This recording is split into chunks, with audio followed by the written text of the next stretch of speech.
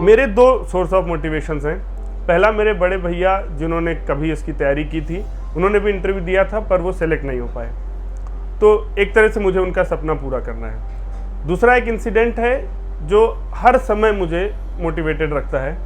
यहाँ से पहले मैं गेल इंडिया लिमिटेड में नौकरी करता था, मैं एक सीनियर इंजीनियर प्रोजेक्ट था वहाँ पे।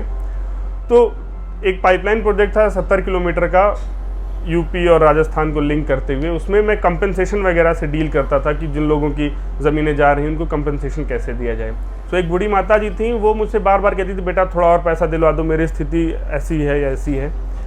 मैंने उनको समझाया कि माता जी देखिए, ये एक्ट के प्रावधान होते हैं, मैं उनके तहत ही कर सकता हूँ, उससे बाहर जाके मैं कुछ नहीं कर सकता। उन्होंने मुझसे एक बात कही जो अभी तक मुझे मोटिवेट करती है। उन्होंने कहा, बेटा अगर तुम नहीं कर सकते तो कलेक्टर साहब से बात करो, वो ज़रूर कुछ ना कुछ करवा देंगे। चाहे लोग कितना कुछ भी ब्यूरोक्रेसी के बारे में बोलें, अभी भी जो आम आदमी है, जो परेशान है अपने जीवन से, उसके मन में ब्यूरोक्रेसी को लेकर के एक ये भरोसा अभी भी है कि हाँ, कलेक्टर साहब ज़रूर कुछ ना कुछ करवा देंगे।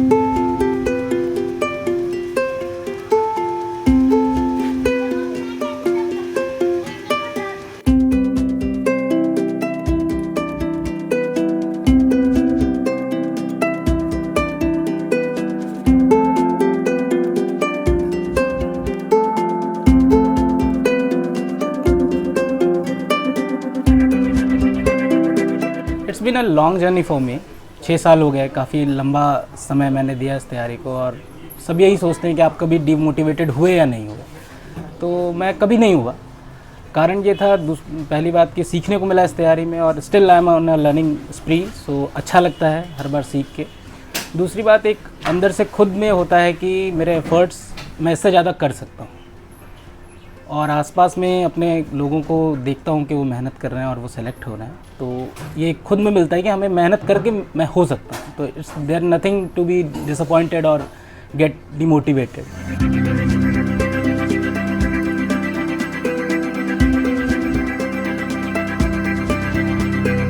The will to get into IAS civil services was always there.